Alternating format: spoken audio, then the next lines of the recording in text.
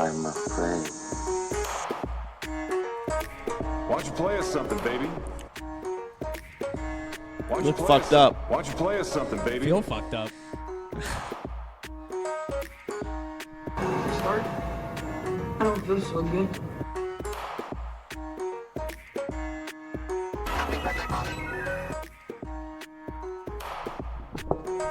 It's fucking molten!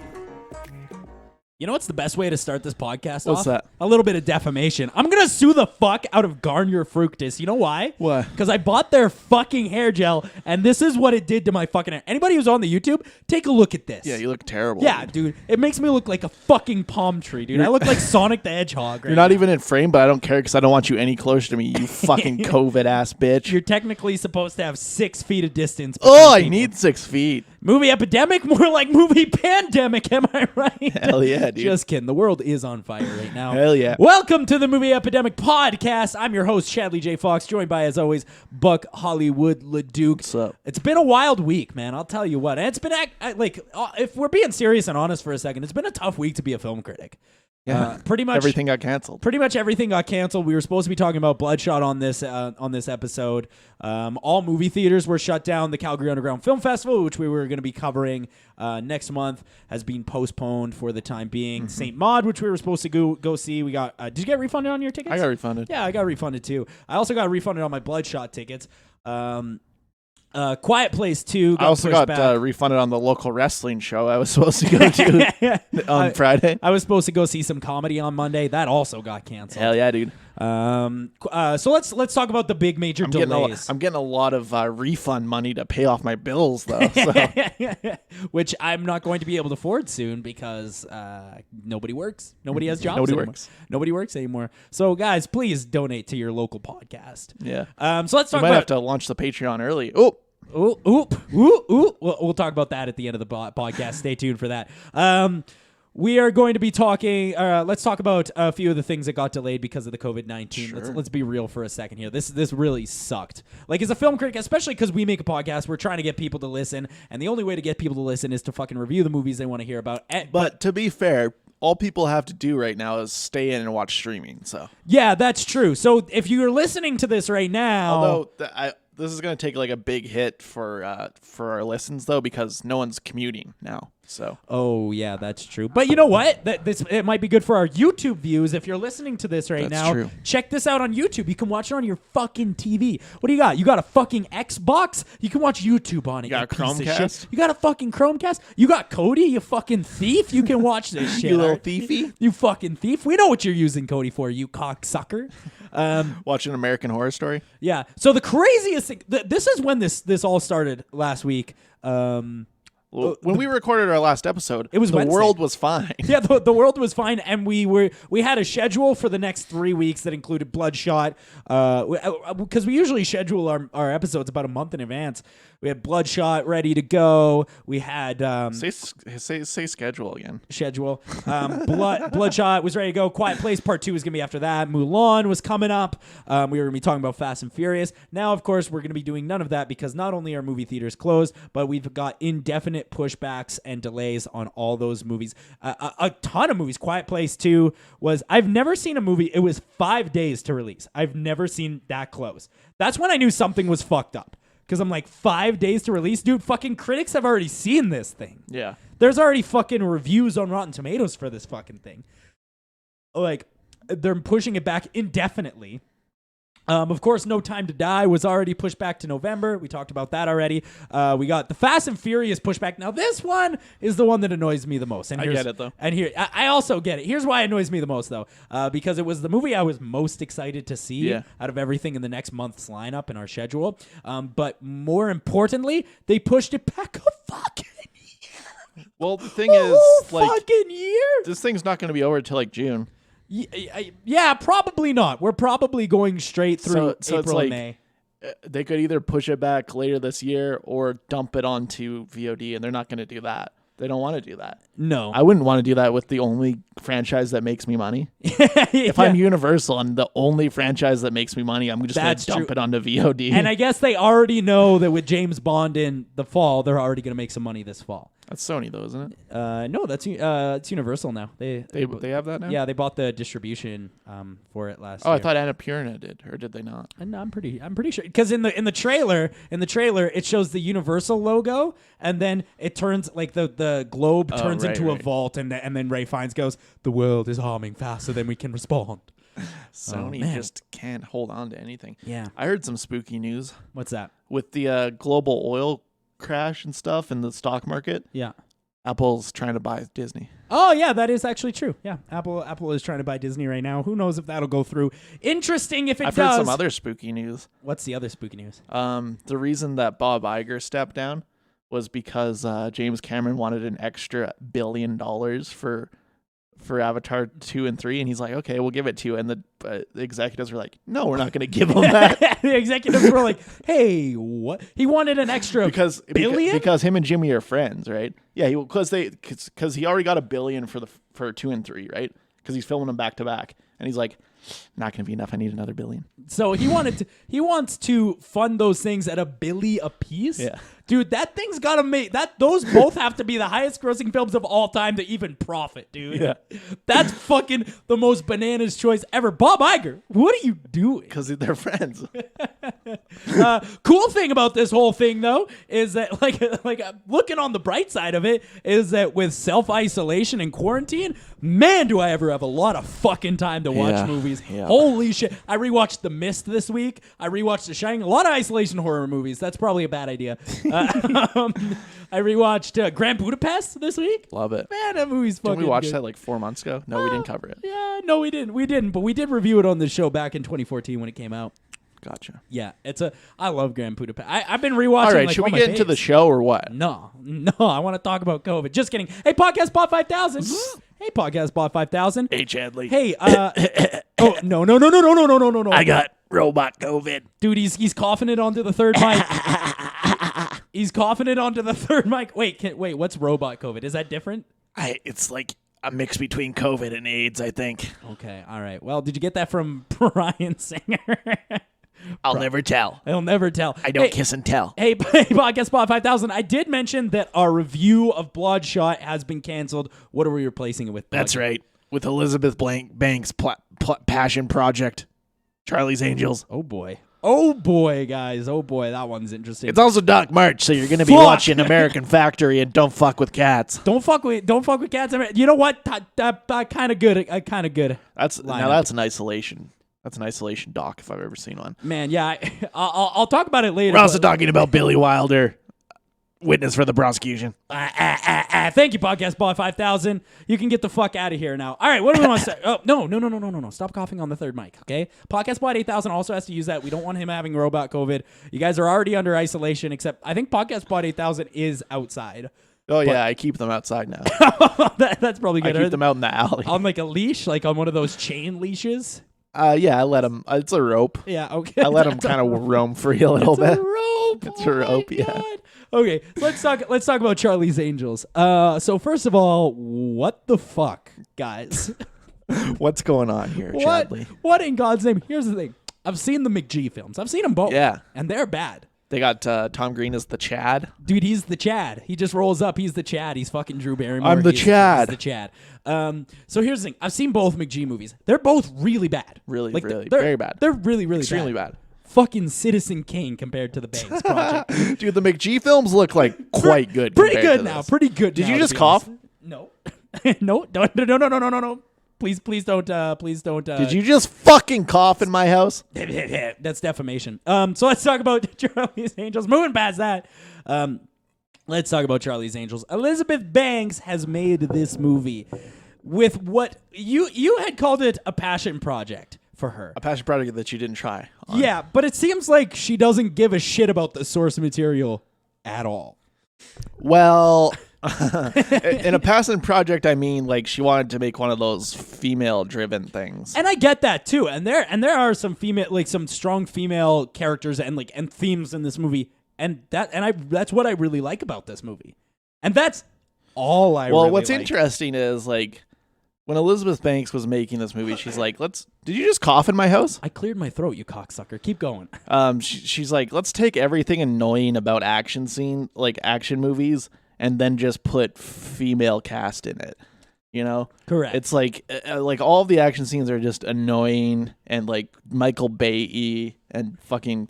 It's almost like one action scene next to another, and like none of this shit makes sense. Like this movie is so fucking stupid, dude. It's about like a Google Home that can kill people or something. Yeah, but what does it do? That's What the that's fuck my does it number do? one question is what does it do? Because all I saw it do was turn on lights. Yeah, That's all I saw it do. And the main girl, played by Naomi Scott, kept saying like it can be weaponized. How? What the do you mean? fuck are you talking about? So she's like, yeah, I invented it, and it can be weaponized. And then she was like, what does that mean? And she was like, it can be weaponized. and that's like all the information that you're even given like at all in this movie. Basically.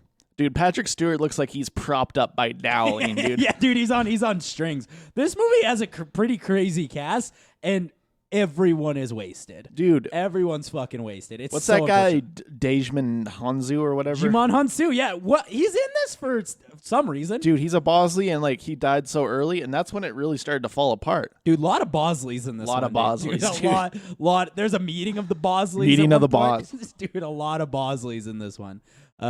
So what this movie is about, I'm going to try to explain it as much as possible. Yes, Naomi Scott is a simpleton lady. Who I thought she was a scientist. Yeah, but she's not. She's not like a spy like the other. Oh, ones, okay. Is what I'm saying. Oh, She's- you were saying she's a civilian. yeah, yes, that's what I meant. She's a civilian scientist who invents this Google Home thing, and she's like, I gotta work out the kinks. I ask, because here's the thing, is that they don't really say it out loud, but they might as well have said that she's the one who weaponized it, because she's like, yeah, I gotta work out the kinks. You put those kinks in there to begin with, so I don't know. I think this might be your fucking fault. And so she's created this Google Home for this big fucking Google-ass company. And she's like, it can be weaponized. And so they're going to try and steal the prototypes and then sell it on the black market. Huh? Okay. Like, I'm already lost at this point. Because they keep mentioning this thing. And I'm looking around. I'm like, Calypso. Yeah. Calypso. It is called Calypso. I think it's called Callisto. Something like that. And so they keep saying the name of it, and they keep talking about how important it is to not get it into the hands of the bad guys. And I was like, what? But what? You're going to have to give me a little more than that. Now let's talk about the cast for a minute. Uh-huh. Naomi Scott is the main character of this movie. And man, did she ever clearly not give a single Charisma fuck. vacuum, dude. Holy shit, dude. She doesn't care about this movie. Like, you go watch Aladdin, she's the most entertaining part. She's the most charismatic person in that fucking movie. Then you watch Well, this. I think you're forgetting the prince from Scotland. I am intentionally forgetting that, yes. The most charismatic character. Yes. Well, He's besides... getting a spin-off. Is he? Yeah, that's right. It's a TV show, right? Fuck, don't do that, Disney, for sure. They're also making the Return of Jafar, like a live-action movie. What? Yeah, did you not hear about this? No. Yeah, well, I'm in, it's dude. Aladdin, too, but, like, I gotta assume that's what it is, Fucking right? Bob Chapek killing it, dude. Yeah, dude. Fucking Chapek killing it. But in this movie, she's dead behind the eyes in this fucking Dead movie. behind the eyes. Like, her eyes are open, but they don't look like they want to be. Like, it looks like she could be napping, but she isn't. And then you have the other character who is, I forget the name, Ella Balinski. Is it Balinska? Am I? Something like that. Yeah, something like that. She's also fucking terrible because her character does nothing. Like, that's the most important thing about this movie, is that her character does nothing. Well, and and she especially does nothing once Damien Henzu dies, because like she was like the mentor. He was her mentor. yeah, he was her mentor, and that was the whole dealio. And then he dies, and she just kind of shrugs it off. She's like, okay, next thing. She was like, he was my best friend. Time to move on. He was my best friend on the planet. He's my dad. He's my dad. Yeah, I'm your dad. He's Jimon Hansu comes on. He's I'm like, Jimon Hansu, and I'm your dad. I'm your dad. I'm your dad. I'm your dad. And so then she just kind of moves on from it. And as soon as Jimon Hansu is dead, this character has no reason to be in this movie at all. And the problem is that they present her as this strong female lead, only to have her fucking fumble through a conversation with a hot nerd later in the movie. Oh, yeah. Fucking Christ, this is awful. Then you have Kristen Stewart, and she's just, she's the best. She's the best. And she's trying so hard, dude. She's trying so hard to make this movie watchable, and she's great. That's the problem with this movie. Kristen Stewart is great in this movie. I don't know about that. Her character is certainly the most interesting. She's certainly the only one that's trying. Yes. And it's the only one that feels like a real character. Yes, But I absolutely. still don't care what's happening on the screen because it's like her jumping onto helicopters and it looks like shit. Yeah, it does look like it's shit. just them like mentioning Ruth Bader Ginsburg and that's feminism, you know? Yeah. And it's just that kind of stuff that it's like And like, I don't really have a problem with the way that this movie is presented, but there has to be something else. it's just bad. It's badly made. The problem is that the only thing this movie has going for it is that it's women. Like it's one of those cases like Ocean's 8, Ghostbusters. We've talked about this before. Right. If you want to make these movies that are female centric, that's fine, and I'm all in for it. Make the movies better. But you have to make them good, or else it's actually damaging to the point you're trying to make. And this is certainly damaging. Well, this is what I'm talking about. It's like just mentioning Ruth Bader Ginsburg and having Ronda Rousey in it for 1 second. It's like that's not what makes a good female-driven movie. You know? I liked seeing Haley Steinfeld there for some reason for one line. No, I don't care. Huh? Why the fuck you there? Yeah. And so like this movie, first of all, Elizabeth Banks, you can't fucking direct. Look, I've seen those Pitch Perfect movies. I've seen this. You can't fucking direct. You're a terrible director. You're bad at making movies. Oh, are you scolding Elizabeth Banks? Right I am scolding Elizabeth Banks, and I hope she listens, man. I really hope that She's she not a listens. fan. She's not a fan now. No, for sure she's not. Because the show is bad, as she should not be a fan. Right. But you know, but Charlie's Angels is worse. Charlie's Angels worse than even our worst episodes of this show. But here's the problem with this movie, okay? Is that it's so hyper focused on the femininity of the whole thing, and that's great. But they keep doing this thing where they're like, a woman is the bad guy. Jokes. It's men. All men are bad. It was a man the whole time. It was a man. Man is a bad guy. All men. Every man in this movie turns out to be a bad guy. I want to point that out. Every single What about male. the nerd? Oh, except for the nerd. But even he was kind of working for the bad guy. So I don't know where we stand here. Man, I was like, how much longer could this possibly be? And there was an hour and 40. And there was 40 minutes left. Dude, they have the Saint. You know the Saint. Do they fuck him? Yeah, They have this guy, the Saint, and he like gives them weapons and shit. and he gives him back rubs and And shit. it seems like Elizabeth Bank was talking about fucking him. It seemed like Naomi Scott was certainly gonna fuck this guy. And here's another part I'm about like, this. the Saint, where's the Chad? Yeah, as soon as the Saint walks onto screen, Naomi Scott melts as a person and just wants to fuck this guy. And I'm like, well, again, this is more damaging to your point than anything. Like, it felt like it was trying to deliver this message, which it kind of did, but Maybe it wasn't, though. Yeah. Oh, no, it sure as shit was. There's no fucking way they weren't trying to deliver the feminism message. No fucking way. And that's great, but you can't just say woman. This is like the Amy Schumer shit where she's like, I say vagina on stage and I'm a feminist. It's the Hillary Clinton shit. Yeah. It all comes back to this that. is all fucking Holdo. It's like, dude. oh, I should win because I'm Hillary Clinton and I fucking kill people, but that's fine. I'm a woman. Yeah. No. No. Yeah. Like No. Yeah. It is kind of the same as politics. You can be a woman, and if you're great at politics, I'm gonna vote for you. And you can be a woman, and you can make movies, and I'm gonna watch it, but it's gotta be good. It has to it has to be better. All right, we should probably stop talking about this, right? Well, and I think that there is like really great examples of like female-led movies, like exclusively female-led movies. Little Like, Women. Little Women was good. Her Smell, Smell's great. Yeah, completely female-led film, except for Dan. Invisible Man. Yeah, Invisible Man. That's a female-led movie. That's a fucking amazing movie. It's so good. But those movies are full movies. You know, like they're full films. This movie feels like they had half a script and they're like, throw in some stuff where they say Ruth Bader Ginsburg, and then if anybody doesn't like it, they're a sexist. Half star. I fucking hated this thing. Yeah. I reserve half stars for really egregious acts. This is just terrible. You reserve it exclusively for the Mick G adaptations. No, I think I gave those like 2 or 3 stars. I'm on board with anything Tom Green's in. Yeah, absolutely. All right, do we want to talk Billy? Hell yeah, dude. Billy Wilder. Let's talk about Witness for the Prosecution. So you had picked this one because you're like, this is like my favorite Billy Wilder movie. Well, it's not my favorite, but I love this one. Yeah, you really love this one. And I had seen it. I loved Double Indemnity last week. Yeah. I liked Sunset Boulevard. And Witness for the Prosecution, it's fine. I think this one's fine.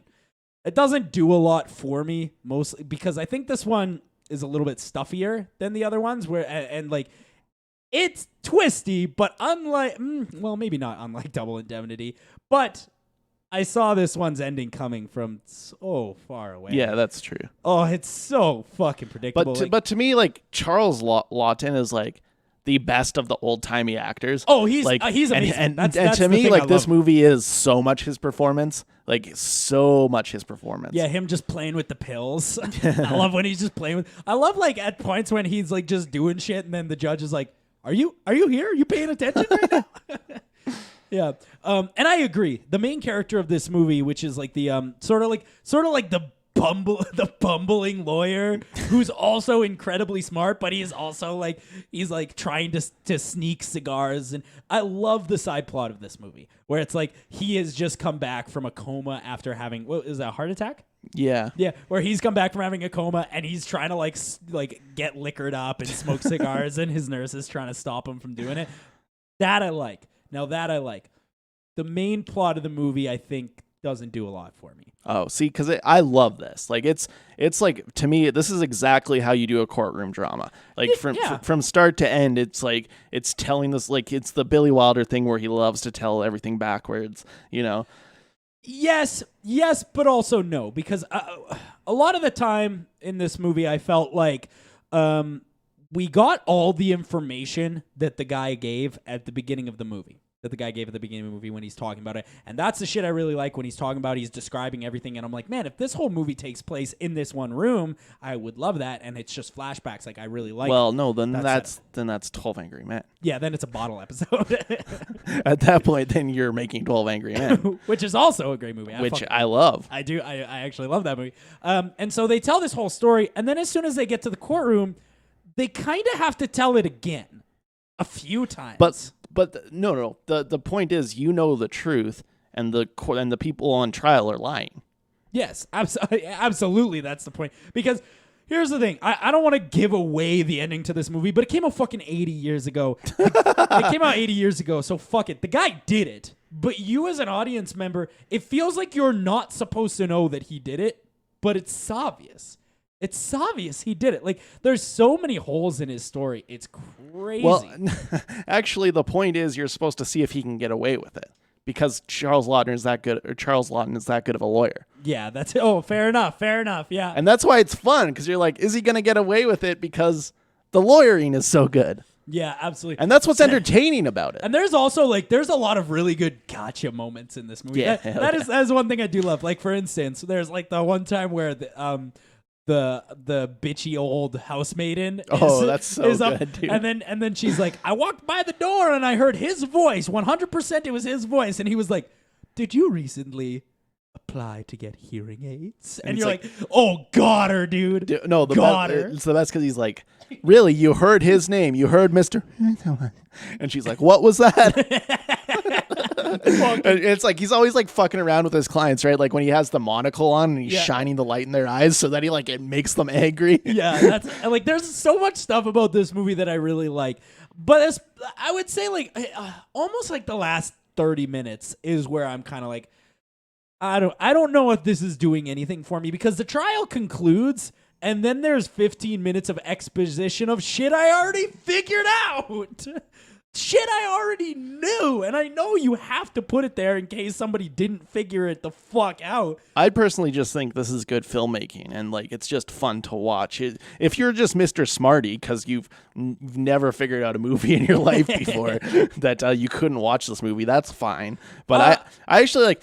I think this is like holds up really well in like the courtroom drama genre. Like I agree. Like, I agree. I think even more so than like To Kill a Mockingbird. I don't think I agree with that per se. That being said, To Kill a Mockingbird's boring, dude. Ooh. This isn't boring. Ooh, I do not agree with that. I love To Kill a Mockingbird. That's like one of my favorite movies. I love that movie. But what I do love so much about this movie is that it's a character piece. I don't necessarily think that there's any like great filmmaking, like you would find in Sunset Boulevard or Double Indemnity, because it all takes place in one room, right? So there's only so many shots that you can do, and that makes sense. So this movie had to be a character piece, and I think as far as the lawyer goes, fucking fantastic. The other guy could give a shit about that guy. As far as I'm concerned, I mean, Marlene Dietrich is like so good though. yeah, Like, she rips, I was gonna say Marlene Dietrich is also very fucking good in this movie, and I guess those are the two characters you're supposed to interact with most, I guess I would say, and so for that reason, and because they're probably the two people in the movie the most, for that reason, I do fucking love it. Yeah, I do actually believe I have a couple of things that I've talked about that I think I don't love about it, but I do think that it is a great movie. Yeah. It's a really fun 2-hour watch. You've never seen this one, right? No, I've never seen this one. Yeah. It's a really fun 2-hour watch. I wouldn't say it's of the ones that we've watched, it's probably my least favorite that I've seen so far.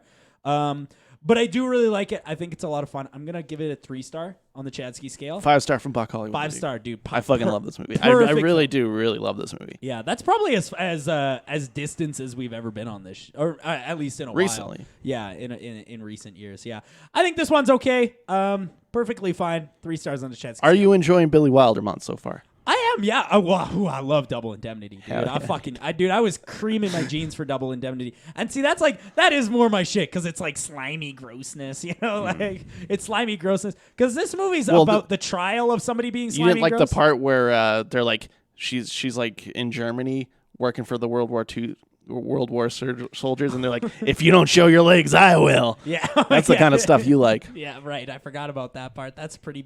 There is so many flashbacks in this movie. Yeah, there's a lot. But and costumes, dude. There's the part where the lady puts on a costume. That's really fun. That's really crazy. Yeah, no, I like Witness for the Prosecution. That's a good movie. All right, let's talk about American Factory. Hell yeah, Obama's movie. Okay, so this movie. This is why Obama's not endorsing, because he wants to keep his production company. Yeah, higher ground, dude. Did you watch the short film that's like American Factory, an interview with the Obamas? Fuck no. I did. You did? It's not interesting. They don't say anything. It's fucking crazy not interesting. Now, American Factory is interesting, but it's just interesting enough. Sure. I think. Yeah, I agree. This is an okay doc. I think it's okay. There's a lot. It's okay because it doesn't talk about the things it should, but let's talk about what it does talk about first. Yeah, so essentially what this movie is about is that there was an old GM factory that got shut down in 2008, and a few years later, a company called, what is it, Foyo? Foyo, is that what it is? I don't remember. I haven't watched this shit in like 2 months. A Chinese glass manufacturing company reopens this factory and makes it a glass factory. Yeah, they make windshields. And they rehire a lot of the people who got laid off from GM. Don't touch me during this pandemic. To work in this factory, but they also force them to work with some of their people from China who can then teach them efficiency and how to do things. And man, this movie is so crazy because this movie pokes so many holes in fucking United States ideology and how they see themselves as a superpower in the world. And this movie, like, I'm going to be honest, this movie makes Americans look really fucking stupid. Yeah, it makes them look real dumb. And that's like a lot of the time, it like when it's just like when they just have like the meetings with just like the Chinese guys, they're just like talking shit about how fat and lazy Americans are the entire time. They're basically like during those meetings, they're like, man, we got to hurry this meeting up because we got to do fucking way more glass. I would love to be doing it. And like the thing is like this movie is such a fantastic contrast between totalitarian capitalism and what the United States wants, which is realistically, as far as they've said, totalitarian capitalism and socialism, and what their notion of what socialism is. Because in this movie, Americans are like, the American guys are like, you can't treat us like this. We should be paid more. We are going to unionize. We are going to unionize. We would like paid breaks. We would like to yada, yada, yada. And it's so crazy that this country that keeps saying socialism is bad is so desperately demanding it. You can see why this is an Obama movie, because Obama used to always say, whether you like it or not, America's a liberal country. And this is a perfect example of that. This movie illustrates that point because he's right. Because at the end of the day, here's the thing. All these things that the Chinese people, because they go to one of the Chinese factories. Oh, that's the best part, dude. That's the best part of all time because these Americans have to look at it and be like, oh, I see. So that's what capitalism is. So let's talk about what happens in the Chinese factories. These people work 12-hour days every day. They have a motto that they have to fucking recite at the beginning of every day that's basically basically a cult. And it always ends with "I live to work." Yeah. And I work to live, I live to work, or some shit like that. It's crazy. They work 12-hour days. They get 1, maybe 2 days off a month, and they don't get paid overtime. They don't get paid none of that. None of that. They get paid fucking 2 cents to the dollar or fucking whatever. And then they go over and they're like, well, that's pretty fucked up, but I would still sure like to be making, $80,000 a year, yada, yada, yada.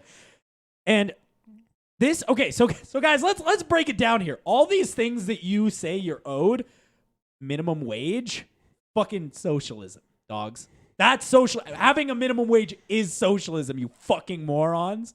Having holiday pay, sick pay, fucking maternity leave, fucking EI benefits. We know, Chadley. We know. Fucking If socialism. the people listening to the show know. And it's so crazy watching these people who are so adamant about how much I hate socialism. But I'll tell you what was the scariest part to me about this documentary? What's that? Is that China has a whole entertainment industry based on making entertainment for companies about their productivity. Oh, yeah. Isn't that crazy? That is so fucked up. Like people who write like the silly jingles about how how good their company is. They're like, Power Glass, it's so good. We are the highest productions in China. And it's like, what? Yeah, there's a like- whole industry of this? they like go to like a full concert of these children, fucking children doing this. It's so crazy. And they're singing this propaganda. Yeah. Dude, it's fucking bananas. It's really crazy over there. It's really whack. But it's a lot of fun. It's a lot of fun. It's when they go- interesting. This doc is interesting. I agree. Sometimes. I agree Like, that it's interesting. Once it gets to like the union stuff, it's like, I that's don't- yeah. not interesting I don't because it's like most of them don't want a union. Yeah. And they don't get it. So it's like, And I understand why they include it because Obama's pro-union, and you know he had his fingers all over this thing. Oh yeah, for sure he did. Yeah, for sure. Because like in the last like 5 minutes, they talk about how none of this matters anyway because automation's going to take all these jobs anyway. That's what the doc should fucking be about. I was thinking that too. I was like, holy fuck, why didn't we lean into this? Because this is the most important thing. You know what I do love though is that because there's like a language divide. There's like parts where like the Chinese president, because they have an American president of the bunch of them get fired. Yeah, a bunch of them get fired, including the American president, and then they put they replace him with Chinese people. And so the Chinese president is just like walking the CEO around the owner around the factory, and he's like pointing at like these Americans. He's like, "Oh yeah, we're gonna be firing that guy for sure." Like just straight up just saying it, but he's saying it in Mandarin. So like, how would they fucking know? You know? Yeah. This movie is pretty crazy. Like, especially near the end where it just becomes China being like, oh, okay, you guys said you wanted capitalism, but we tried to do it and you didn't like it.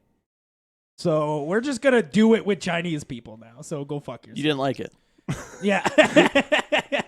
Yeah. Y'all. You didn't like it. Yeah. You said you liked capitalism and that you hated socialism. We gave you capitalism. You did not like it. That didn't quite work. And people are like, I want to be able, I live to go home at 5. They're these people. They're like, I work to leave at 5. You know, That's what you are, though. I do work to leave at 5 and immediately go to podcasts.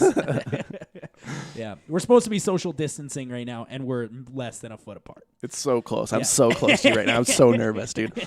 I'm so nervous because your house is just a breeding ground for Corona. Well, it might be. I don't know. I can't verify for sure. Can't positively verify. All you do is go outside and interact with people. You're a fucking breeding ground. Yeah, that's true. I'm a social butterfly. Yeah, American Factory. As far as docs go, I get why it was nom because everyone in the Academy loves Obama. Remember when Biden showed up that one year to the Academy Awards and he got a 5-minute standing ovation? Yeah, I do remember that, dude. That was so fucking buck wild. Oh, Now he has dementia. Yeah, now he's dementia. And he's going to lose to Trump. It's going to be awesome. I saw like this picture and it was like Biden showing off his new campaign t-shirt and it Had a drawn clock on it. Dude, that Biden draw a clock challenge is really picking up steam. Dude, do you think That was he's got to do it, right? That was for, that started from my group of Bernie friends. Oh, perfect. Perfect. Do you think he'll do it? He's got to do it at this point. He will never draw a clock. Yeah, I want to see him do it because if he doesn't do it, then that's proof that he don't know how. I think we need to. I think we're switching gears here. I think we need to take over the Republicans because I think they're easier to convince, dude. Yeah, you might be. I think they're easier to convince. Isn't that literally what Donald Trump said? I'm pretty sure that's literally what he said. That's why he ran as a Republican. He's like they're easier to convince at stuff. He's like, I'm a Democrat, but Republicans are stupid. And now that like during the pandemic, he's like, I think we should give everyone $1,000. Like, I think it would be easier to get a Green New Deal through the Republicans than it would be to get through the Democrats right now. I'm not even joking. I think like you could save the world if we took over the Republican Party. Yeah. I think that's the next step. Yeah, Donald Trump has been pretty crazy because like he's doing a lot of good things right now. Like actually, like non-ironically, he's doing a lot of good things. But also he keeps calling it the Chinese virus on Twitter. Yeah, he is a racist though. That's the thing. Like and every time he does it, people are like, "Guy, you got to stop saying this." But you know who proposed the idea of giving everyone $1,000 during the pandemic? Mitt Romney. Mitt fucking Romney. The Dems look so fucking bad right now, dude. Yeah, that's true. Mitt Romney's doing all right. Trumpo's doing okay, dude. Trumpo made fucking testing free. I think if Mitt Romney would have beat Trumpo, it actually would have been okay. I just think the world would have been okay right now. I think it would have been about the same, to be honest. You know what? Trump is doing a bad job, but he's not doing as bad as I expected he would do. Dude, the stock market has bottomed out. You can't do much worse. Dude, oil's $13 a barrel. You can't do much worse than that. Yeah, dude. Fucking, I'm filling my car this week because I'm gonna be able to fill my car on like $11. Dude, it's fucking. I was looking across the street at the gas station. It's like 70 cents. That's 80s level, dude. Yeah. My dad's like, it hasn't been that cheap since the 80s. Yeah, dude. My grandpa remembers when it was that cheap. Barely though. Oh man. So this movie's fine. It's a 3-star on the Chadley scale. I don't think you have to watch it. But I don't know. But it's kind of like if you're in quarantine, you're like, I could watch this. Yeah, it's on Netflix, so like whatever. That being said, there is something else that's on Netflix. There is also something else on Netflix, and it's called Don't Fuck with Cats, and I super recommend this one. Hi, I'm Luka Magnotta. I'm Luka Magnotta, and we're gonna be doing a lot of Luka Magnotta impressions. Hey, it's me, shitty Luka Magnotta. Hey, it's me, shitty Luka Magnotta. Dude, hey, shitty Luka Magnotta. You sure sound like shitty Nick Cage a lot. He does. They do sound similar. Okay, so Don't Fuck with Cats is like one of the best docs I've ever seen. It's so good. And here's what's crazy about.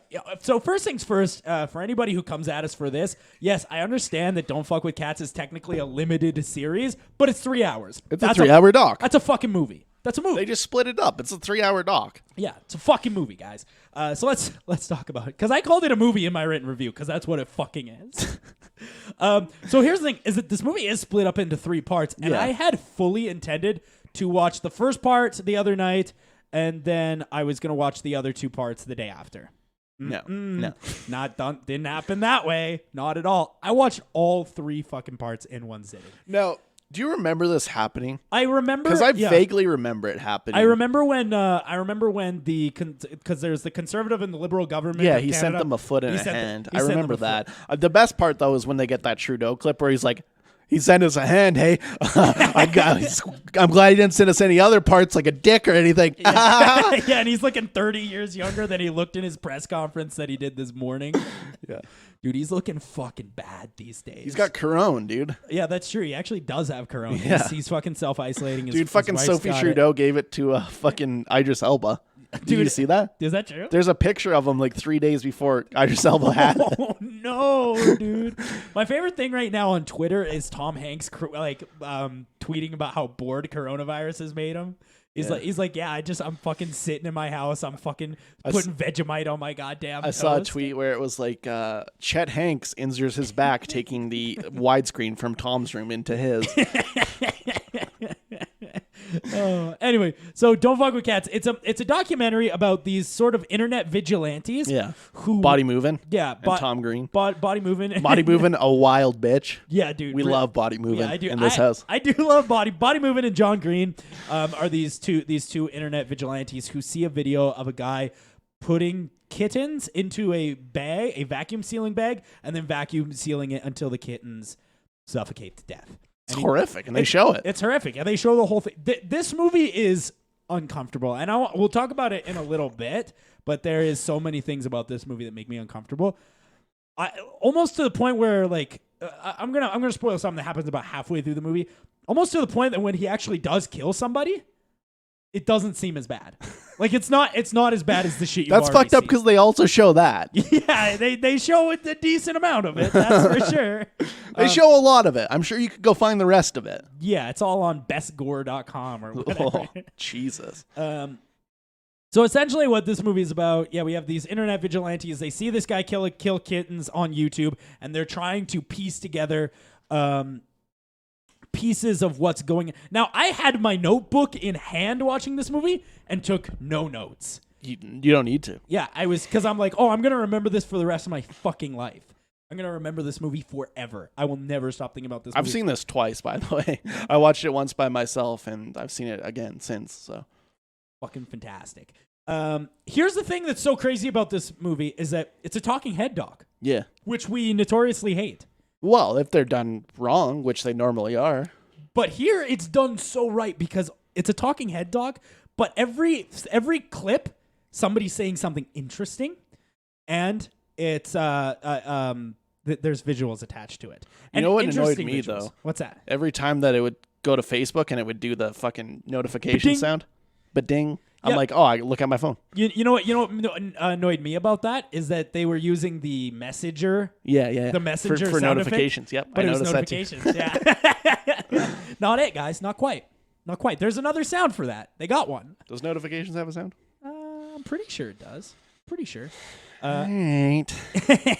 Anyway, so you have these people, and they are analyzing everything. They're analyzing every part They're of like, the where's story. this vacuum from? Yeah, where's this vacuum from? There's a Look at box of those cigarettes. Like, where did those cigarettes come from? Where's the surgeon warning coming from? Where would he buy the bedspread on his bed? They're looking at everything. They're looking at things to a fucking crazy amount of detail. And the first hour of this movie really is them, like, chasing their own tails. Yeah. Like, trying to figure out, like, is this guy from Russia? Is this guy from... And eventually, they think they find him in South Africa. Well, that's an interesting thing. Is like the flip side of this is like they did find a lot of information before the police did, but they also like found the wrong guy. Yeah, they found... So it's like there is like the flip side to I understand why the police don't listen to like Reddit and shit. Yes. Like I get why they don't because they often are wrong. In this specific case, they did find Luka far before the police even were considering him. Way before, yeah. Well, here's the crazy thing, is that Luka Magnotta, a Canadian serial killer who fucking is imprisoned in this country right now. That's right. Is I think pretty close to us, actually. is maybe one of the most insane people to ever live.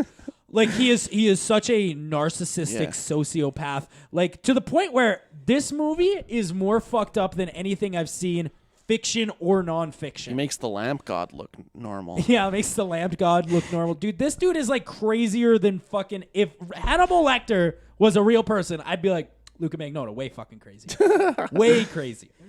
I'm pretty sure he was a fan of Hannibal Lecter because Yeah. he was a big movie buff. Yeah, he was a big movie buff. Liked Basic Instinct a lot, dude.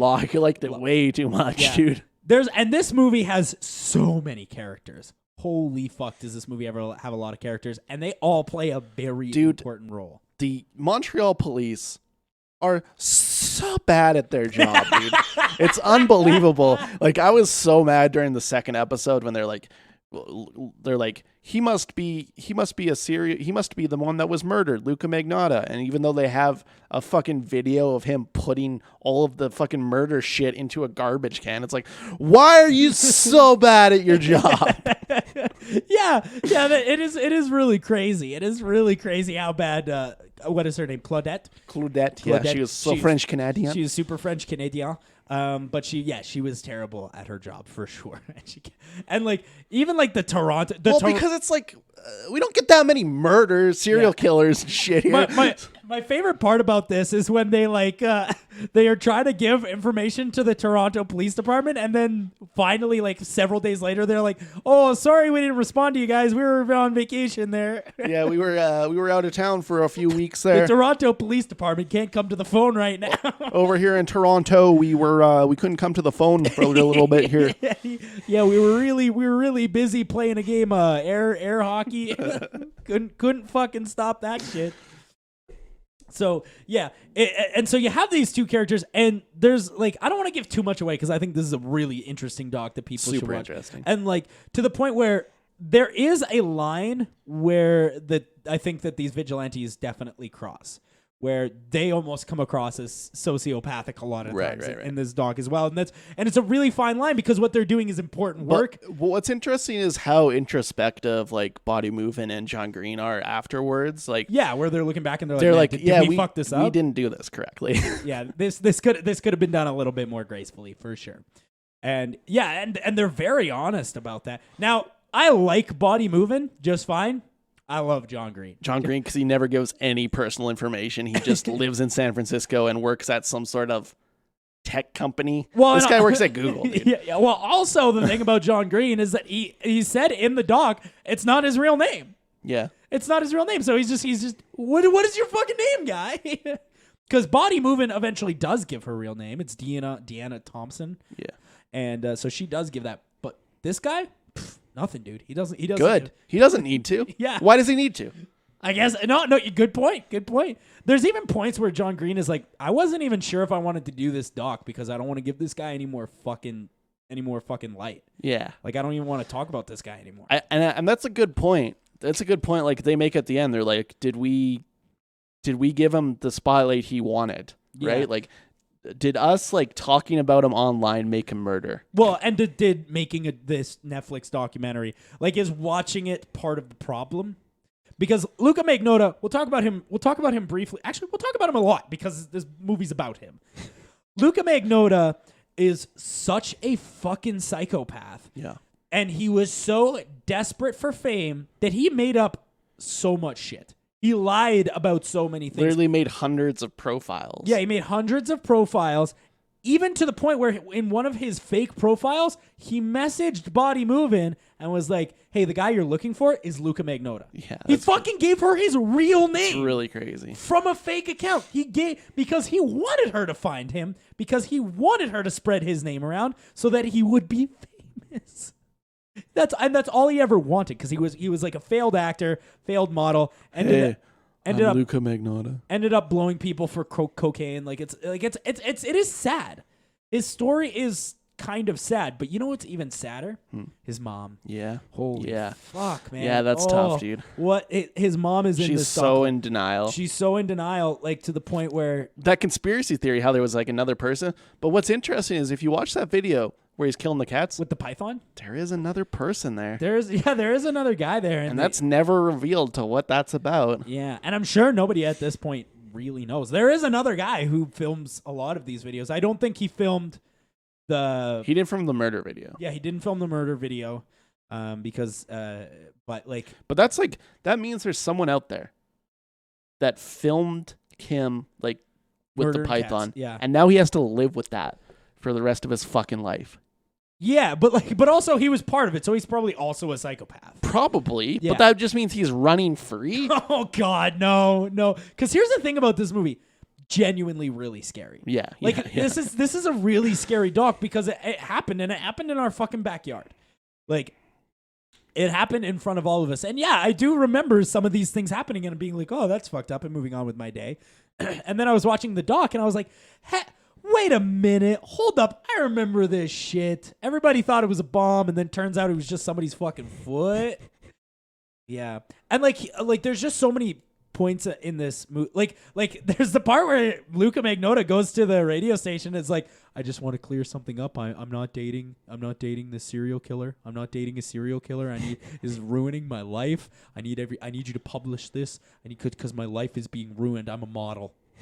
and he's so desperate for attention that he would do anything to get it, including the horrific fucking acts. Because it's not like, look, doing those things is one thing, but filming it and posting it on the internet is a completely other level of fucked up.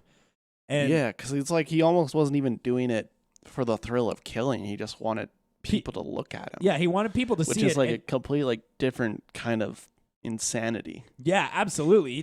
And the thing is, he shows his he shows some of his face in every video, and a part of me thinks that he maybe did that on purpose. Yeah, and it's a lot of what helped them find out who this guy was, and it's just, I don't know. This is such a fucking crazy movie, and he's got disguises and shit.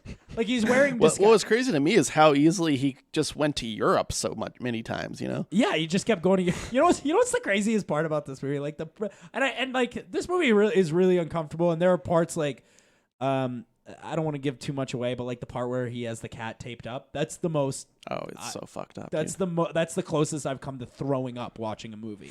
Dude, one of the most fucked up things though was like at the end when he gets caught and shit, and he's like looking at himself on the Interpol website.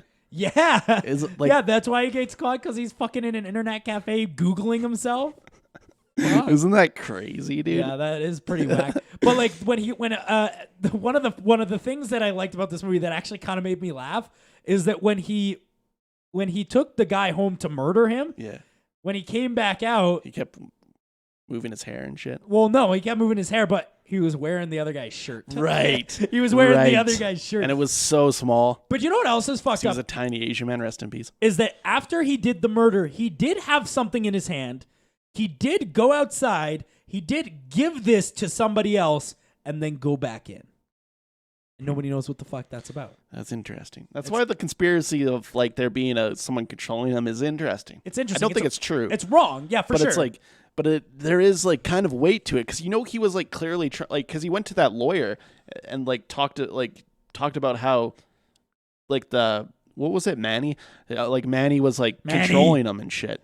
And it's like he was trying to set it up so it looked like someone was controlling him. Like he was setting up an alibi for himself. And he was doing it years in advance. Like he must have known he was going to kill somebody. Yeah, that's why it's really crazy. Yeah, like he must have known he was going to kill. That's why it's so fucking diabolical. Yeah. I think that's why it's so interesting too. Because there's like so many threads to it that don't lead to anything but are weird that he was setting them up, Well, and the problem is that Luka Magnotta, I think, would have gotten away with it if he wasn't so obsessed with being famous. Maybe. And I think he would have got away with it if he didn't make a blog post called "How to Get Away with It." Come on, guys, come on. Yeah, and I don't think we're giving too much away. Like at the end of the movie, he gets caught. Like I mean, he's in prison. We've talked about that already. Yeah, and you can just Google it. He's in prison. But the way he gets caught is like it's amazing. Just all of it. Yeah, the whole thing. This is truly one of the most interesting docs I've ever seen. It is horrifying. It is sickening. It is fucked up beyond absolute belief. But it's incredibly watchable and incredibly digestible. They give you some of the most fucked up information, and they allow you to digest it with ample time before giving you more fucked up information. That's how you do it. Netflix, you did something right here. I'm going to give this one 5 on the chest. Wow, the legendary 5-star. Legendary 5. Fucking loved it. Hell yeah. Fucking loved it. You want to talk about our April announcement? Sure. Awesome. So amidst, we'll be posting about this probably on Facebook tomorrow or today if you're listening to this on Sunday. Amidst all of this bullshit, we have decided the government is telling us not to come into the office. We came into the office today anyways because we're fuckfaces. The government's telling us not to go to work. Trying to give. I'm high risk, dude. I have asthma. I also have asthma, so you're fine. No, I'm high risk. Don't give it to me. Oh no. So the thing is with Did you just fucking cough in my house? I coughed all over the mic actually. I'm gonna have to fucking spray that shit down. So they're telling us that we need to work less. Yeah. We've decided to work more. We've made the crazy, insane decision to work more. That's right. And so here's what we've decided to do. We want to make more podcasts. We want to give you guys more content. We want to watch more movies. I don't want to watch more movies. yeah. But you do. So apparently. starting on April 1st, we're going to be launching a Patreon. You can actually go and sign up for it now, but I recommend you wait till April 1st because if you sign up now, you'll get charged now and then again on April 1st. And we're not rolling out content till April. So starting on April 1st, we're going to have a new episode or a special episode of a podcast every Wednesday, releasing specifically That's right. for Patreon supporters. Now, there's a few different tiers. We'll talk about the Patreon tiers. I know a lot of podcasts are doing the Patreon thing. We're doing it because we want your money. If you have any right now during the pandemic. If you have any, if you don't have any money right now, All good. don't All sign up good. for the Patreon. Wait till this whole fucking thing blows over. Send me a text message and I'll send you the link. But if you're All good. if you're bored as fuck and you're like, I need more Movie Epidemic content, we're gonna tell you how to get it. Yeah. Here's how you get it. $2 gets you a shout out from one of the podcast bots every month. You want that. One per month. $2. That's what it gets you. $4, and you will get your additional podcast every Wednesday. It's like $1. That's like $1 an episode, Chadley. It's $1 an episode, and in the month of April, it's actually less because there's 5 weeks. Right. Now, I don't want to give away all the little mini shows that we're going to be running, but we're going to be running sort of fun and different shows for the Wednesday Patreon. So if you're just wanting to listen to the regular episodes, don't worry, you still get all those for free, no problem. The Wednesday episodes are going to be specialized. They are all going to have different Epidemic titles. And we'll talk about what the first one's going to be and what the last one in April is going to be, and then everything else is a mystery for now. The first one, launching on April 1st, the first day of April, Hell yeah. is going to be Garbage Epidemic Episode 1. This is going to be a Patreon exclusive show where we are talking only about some of the worst movies ever made, some of the biggest pieces of shit, and we're going to be starting off with a fan favorite. April 1st, we're going to be talking about The Room. One of our favorites. One of our favorites. I just watched it last night. Terrible film. Yeah, I watched it a few nights ago. Not good. But we'll talk about that on the Patreon. Now, another one of the side shows we're going to be doing is going to be called Movie Epidemic Extra. What Movie Epidemic Extra is that every month during the year of directors, and if we decide to roll it over to next year, there's going to be an additional movie from that director, and it's typically going to be one of, if not the most popular film. So if you want to hear us talk about, like, in the month of Guillermo del Toro, this is just me spitballing. If you want to hear us talk about Pan's Labyrinth, it'll probably be on the Patreon. But we haven't scheduled that far on our Patreon yet. Also, for $5 tier, $5 tier, y'all. $5 tier, you get 2 bonus episodes every week. 2 bonus episodes. That's right. Every Wednesday, you get the episode that we just talked about, the extra bonus episode with myself and Buck. And then if you want to watch or listen to some more podcasts on Fridays, you're going to be getting Trek Epidemic. You know this show. Y'all know this show. If Yeah. you've been a fan, if you've been one of those long-term fans, you know this show. Me and Hardner, me and Dr. Hard. Dr. Hard, yeah. We're going to be talking about Star Trek. We're starting with, that's right, Next Generation. We're watching in April. We're going to be watching the first 4 episodes. Fantastic. And that's all going to be fantastic. So for content. $5, you're getting 4 regular episodes and 4 Trek episodes. Those Trek episodes are worth 25 cents each. Yeah. You're getting such a good deal. Yeah, absolutely. And it's all for the price of like a cup of coffee at Starbucks, which I think, right? Yeah, Starbucks that's about right. That's expensive, right? Starbucks sucks anyways, guys. Just get on the I like Patreon. Starbucks. Yeah. Oh, he likes Starbucks.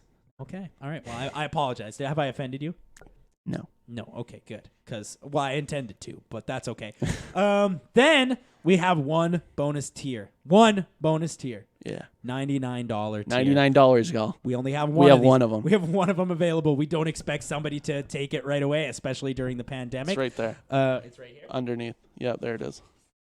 For $99, we will send you physical in the mail. This is the Chadley notebook. This was my first notebook that I took notes in for Movie Epidemic. Filled to the brim with Chadley's CTE thoughts. It's Crazy. I've been through it. It's whack. insane. It's Just give them a whack. little taste. It's super nonsense. So that's all at patreon.com/movie epidemic. If you want to sign up now, you can. Just know that the only reason you're signing up basically right now is to donate. Which would be fine also. You want to give us your money? We're happy to take your money. I'd like to take your money. We'll give you a shout out. Yeah. And of course, we'll get anytime we get a new Patreon subscriber, patron, we'll give them a shout out on the show and then do the full list at the beginning of every month. So that's the Patreon. Huge deal, guys. There's gonna be so much more content. Holy shit, It's annoying. It's so annoying. It's a lot more work. It's annoying for me. Yeah, I've been doing the extra work. You've been doing the extra work? Yeah, dude. We watched some crazy movies that we're gonna be talking about all throughout. I've watched pretty much all of them now. Ooh, I've seen all of them except one, but it's it's crazy. And there's gonna be some really, really fun shows coming up on that as well. Hey, podcast bot 8,000. Hey, Buck. Guess what? What? Oh, God damn it! He's got it too. I'm coughing on the mic. Would you like to lick the mic? No. I licked every doorknob in the house, and I have corona. God damn it. Sorry, Buck. This is the pandemic. This is how she goes. Hey, Buck, since you're sitting, in your couch, in the couch for the next 10 weeks just watching films. That's right. Guess what next week is? What? Continued Doc March. Oh, God fucking damn it. When will Doc March ever end? Don't worry. It's the last one, maybe. Oh, thank God. Just kidding. We are not doing this next year, dude. Doc March peeling into April. Doc April. Doc Marchins. Doc April. I'm basically just hanging in till I can get to Jean-Claude Van Damme July. Now, that's basically all I'm hanging in for. Now, due to the COVID-19 closures of cinemas, the boys have decided to change their theater pick every week to a Netflix original pick for the time being. I hate what's happening. Yeah, I'm not a huge fan, but like we gotta have content somehow. Yeah, thank Christ they're releasing all those theater movies. I think we'll quickly abandon this idea and move on to those soon, but all good. Yeah, that might be fine. But for now, this is what we're doing. So their Netflix original is Peter Berg, director of my favorite film, Battleship, Spencer Confidential. I thought your favorite film was the Boston Marathon one with Mark Wahlberg. Patriot Day. Yeah, Patriot Day. Do love that one. Also, wait, I thought your favorite one was actually that Mark Wahlberg one where he's on the oil tanker. Look, here's the thing: all the Mark Wahlberg ones. He loves dude. Peter Berg. Anything with Mark Wahlberg, dude, I'm in for it. I also loved Apt Pupil, but I can't talk about it. Well, that's a Bryan Singer movie. I can't talk about it. They're also going to be watching some Netflix docs. Well, no, one Netflix doc, which is called Tell Me Who I Am. I don't know. It's about amnesia or some shit. Nope. And then they're also going to be watching a Amazon Prime original, keeping them jumping back and forth between the services during this time of need. They're going to be watching One Child Nation. Oh, yeah, I saw that. Yeah. Next week, Billy Wilder month continues with the final Wilder, Ace in the Hole. So hell yeah, get ready for that. I don't even know what that one is. Kirk Douglas. I love he's Kirk. like a war correspondent. It's like a reporter in the war. Oh, okay. It's okay. Yeah, it's I kind of like the sound. I like Kirk, dude. May he rest in peace. Hell finally, yeah, dude. May he finally rest. About time he's been in the ground. Hey. And make sure that you guys tune in next week. Okay, Pockets Bot 8,000. You're just rambling now. Get the fuck out of here. Get the fuck out of here. Fuck out of here. Fuck out of here. So yeah, make sure you tune into that. Guys, check out movieepidemic.com. We've been posting all of our written reviews there. Yeah, you get a little sneak peek. You get a little sneak peek about what we're gonna be. I don't really write that much because I want to save it for the pod. I want to save it for you people. Yeah, that's very true. That's very true. And I'm very calculated with the way I write, and I try not to write too much either. It's very short. It's sneak peeks. It's stuff like if you just want to know if the movie is good, just check that out. Just look at the star rating. Yeah, just look at the fucking star rating. I bet you 90% of the people don't even fucking read the reviews. They just look at They the don't star need to read it. I'm actually very funny. I have good prowess. Yeah, he is funny. That is true. I am not. But you can check us out as well everywhere. Facebook.com/movieepidemic. Instagram. Patreon.com/movieepidemic. You can check us out on iTunes, Spotify, Stitcher Radio. Please leave reviews, comments, all that shit. We'll read it on air. We'll make fun of whatever dumb fucking username you have. And we'll talk about that when the time comes. Where else are we? YouTube. YouTube. We're on YouTube Subscribe. right now. Please subscribe. Please subscribe on the YouTube. We're trying to get guys. 100 subscribers so we can change the name. Yeah, absolutely. I want the link. I want the customized link. Yeah, we want to be able to call it Movie Epidemic Podcast. We also have a sheet behind us. This is an actual. We're in a studio. We're in the office right now. This is a studio in our office. Hell yeah. Or at the very least, this is gonna be our office for the next 10 weeks. We're gonna have some of the Patreon episodes are gonna be very casual. They're gonna be back on the couch. So Yeah. Oh, I Yeah. like that. yeah, you like that idea? Hey? Back on the couch. Back on the couch. That's what I was thinking. I'm like, the Patreon episode should be different. They should be casual. Back on the couch. Back on the couch, dude. I might wear sunglasses. I might wear a vest. Hell yeah, dude. Wear a vest. Fuck yeah. So yeah, check us out on all those places I said. I don't fucking remember which ones I said. I didn't Spotify, say. Podbean, iTunes, all of them. Download the fucking podcast or I'm quitting. Good.